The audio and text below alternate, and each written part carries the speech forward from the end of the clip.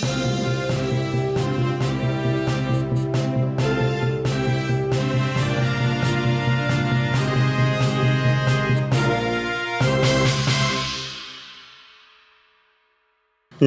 Public news R5 से मैं Anantaram Verma.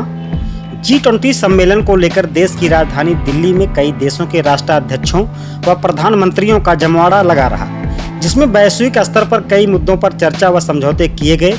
America के राष्ट्रपति जो बाइडेन, ब्रिटेन के प्रधानमंत्री ऋषि सुनक सहित G20 के अन्य सदस्य देशों के राष्ट्राध्यक्षों की इस शिखर सम्मेलन में मौजूदगी विश्व स्तर पर G20 समिट की अहमियत को दर्शाती है।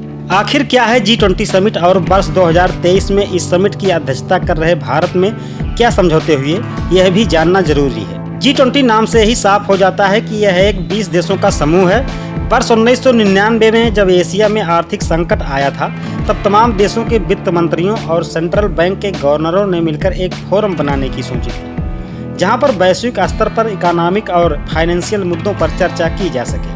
वर्ष 2007 में जब पूरी दुनिया पर आर्थिक मंदी का साया मंडरा रहा था, तब G20 का लेवल बढ़ाकर हेड ऑफ स्टेट कर दिया गया, यानी अब इस बैठक में सदस्य देशों के राष्ट्राध्यक्ष हिस्सा लेंगे। वैसे तो इस ग्रुप का फोकस अर्थव्यवस्था से जुड़े मुद्दों पर चर्चा करने का था, लेकिन वक्त के साथ साथ दायरा बढ़ता गया, जिसमें विकास, स्वास्थ्य, कृषि, ऊर्जा, पर्यावरण, जलवायु, भ्रष्टाचार विरोधी मुद्दे जुड़ते गए। दिल्ली में आयोजित G20 समिट के पहले दिन भारत की अध्यक्षता में 3 अहम उपलब्धियों ने देश को गौरवान्वित कर दिया। नई दिल्ली घोषणा पत्र को सभी देशों से पास कराना, अफ्रीकी यूनियन को अस्थायी सदस्यता मिलना, साथ ही Bharat Middle East Europe corridor की डील होना। G20 शिखर सम्मेलन के पहले दिन Bharat Middle East Europe economic corridor पर बेहद अहम समझौता हुआ, जिसमें 8 देश इस इकोनॉमिक कॉरिडोर का हिस्सा रहेंगे। इस डील को अगले 10 सालों में पूरा किए जाने का लक्ष्य रखा गया है। इस इकोनॉमिक कॉरिडोर डील को चीन के 2 project belt and road initiative और चाइना पाकिस्तान इकोनॉमिक कॉरिडोर का जवाब माना जा रहा है। G20 सम्मेलन के दौरान एक बड़ी घोषणा की गई, जिसके तहत भारत मध्य पूर्व यूरोप के बीच एक आर्थिक गलियारे IMEC का निर्माण किया जाएगा, जिसमें भारत को यूरोप से रेल और शिपिंग के माध्यम से जोड़ा जाएगा। यह रेल लिंक प्रोजेक्ट मध्य पूर्व के कई देशों से होकर गुजरेगा। प्रोजेक्ट पर इजरायल के प्रधानमंत्री नेतन्याहू ने खुशी जाहिर करते हुए इतिहास की सबसे बड़ी परियोजना करार दिया है। इस आर्थिक गलियारे को चीन की वन बेल्ट वन रोड परियोजना का जवाब माना जा रहा है, क्योंकि चीन भी अपनी वन बेल्ट वन रोड परियोजना के जरिए कई देशों से सड़क और रेल मार्ग से जुड़ने की तैयारी कर रहा है। आज हम सब ने एक महत्वपूर्ण और ऐतिहासिक समझौता संपन्न होते हुए देखा है।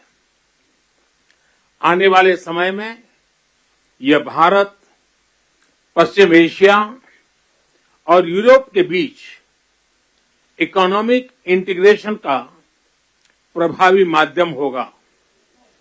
यह पूरे विश्व में कनेक्टिविटी और विकास को सस्टेनेबल दिशा प्रदान करेगा।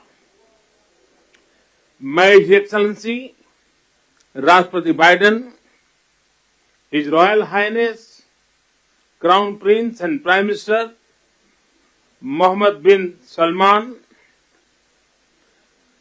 हिज रॉयल हाइनेस राष्ट्रपति Sheikh Mohammed bin Zayed, his excellency राष्ट्रपति Macron, his excellency chancellor Scholz, her excellency प्रधानमंत्री मेलोनी और her excellency president von der Leyen,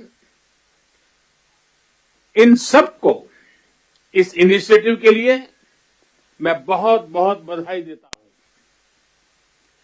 friends, मजबूत कनेक्टिविटी और इंफ्रास्ट्रक्चर मानव सभ्यता के विकास का मूल आधार है। भारत ने अपनी विकास यात्रा में इस विषय को सर्वोच्च प्राथमिकता दी है।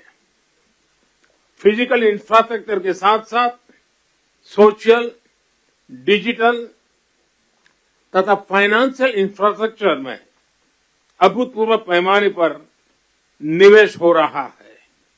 इससे हम एक विकसित भारत की मजबूत नींव रख रहे हैं।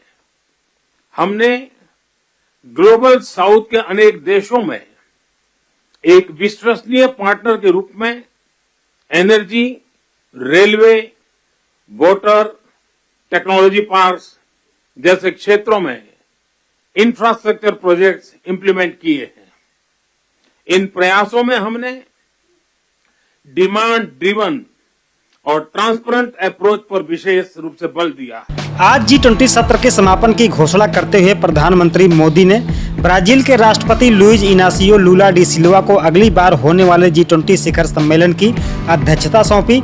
इस दौरान उन्होंने ब्राजील के राष्ट्रपति को पारंपरिक गैवल, जिसे एक प्रकार का हथौड़ा कह सकते हैं, सौंपा।